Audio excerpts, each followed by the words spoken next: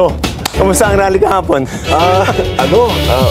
Well, there were two rallies. Yeah. There was one rally in San Luneta, tapos kami naman yun sa EDSA. Actually, Sec Edwin, I'll be honest, no, prior to 3 days ago, Right.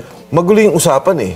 Kasi, in fact, I think, 3-4 days ago, we were discussing the theme of the rally. Right. And I was one of those who was pushing for mag-focus lang tayo on dun sa corruption issue. Na panagutin yung corruption. Ano ba yung ibang ano? Ano yung ibang issues na... Kasi yung iba... Hindi siyang intent, Oo, diba? yung iba kasi, siyempre may BBM resign na, may ganito. So sabi namin, hindi, sandali, gusto namin ito lang. Marami dun sa group na, maybe I think more than 50%. Mas dominant yung let's focus on the corruption issue. Pagkatapos lumabas si Saldico. So marami, bigla, ako, one of those, na teka lang, iba na to. Itong sinabi ni Saldico, kasi sa akin, sabi ko, Sec Edwin, medyo naging, what do you say, parang naging personal sa akin yung issue in a sense na because Gutesa came out first. Right. Tapos sinabi niya dun sa second video, hindi, totoo yan eh. Yung sinasabi ni Orly Gutesa, yan yung delivery namin. Kaya naging iba na. So when you say nag-iba na to, pati ikaw, ang feeling mo ako. hindi na to transparency lang ang ano? Yes, ang hindi na to pag-usapan. corruption. So ano naging, where did you, saan pumalo ang issue? Ngayon nag-agree na lahat, BBM resign.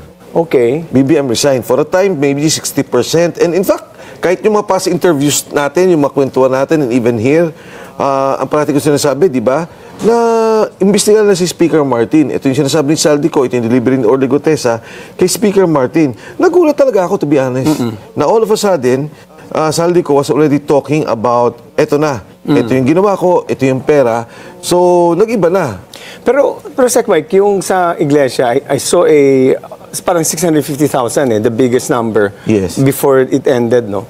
Pero sa PPM, may manakita kong video sa medyo manipis ang crowd. Totoo. And I heard the INC, hindi na yata nagpadala ng contingent. Even KOGC and KJN, parang wala sila.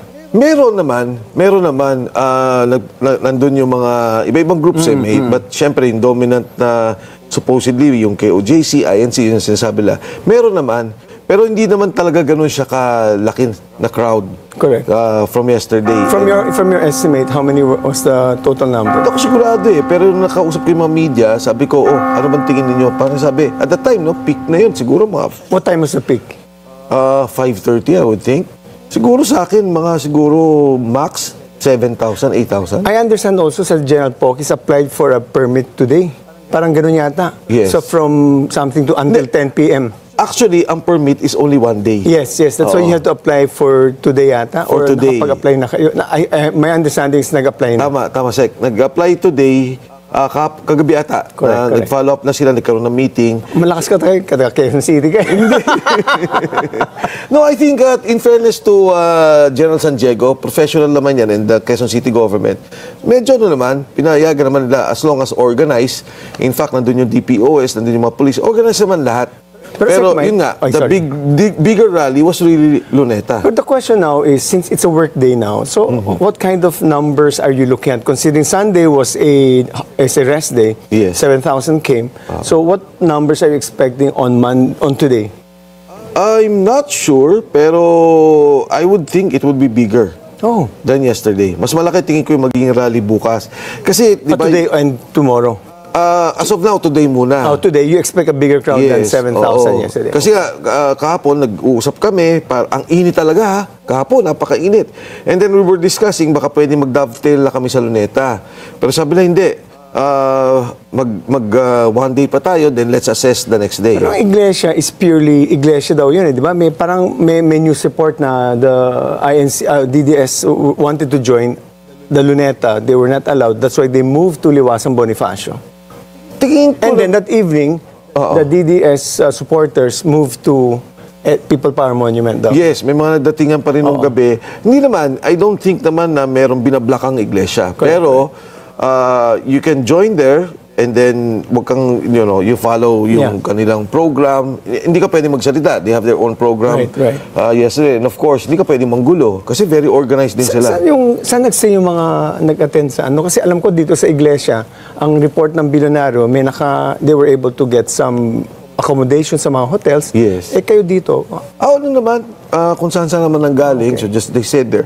I think kagabi, siguro malis na ako. Anong oras na? But nandun pa rin yung mga tao. They were having their program. so ngayon babalik ka. Babalik ako. So exciting yan, ha? Tingnan natin kung anong magiging ano. So, what do you expect to happen today? Again, it will be a bigger crowd. And ngayon, kasi kahapon talagang hindi kami nagsalita eh. Walang nagsalita kahapon. May mga nagsalita ng mga basic sectors. Right, tapos sa evening, may mga nagsalitang ilang personalities. Pero ngayon talaga yung schedule ng magsasalita na mga, like for example ako, si Kong Kiko, today, sila Harold, today, Respicio. So, ngayon talaga. Pero, ang ramdam ko naman, even amongst nung group, dati kasi parang nagbabalance yan eh. Ngayon medyo naging klaro. So, yun ang importante. The message is clear. BBM is responsible one way or the other.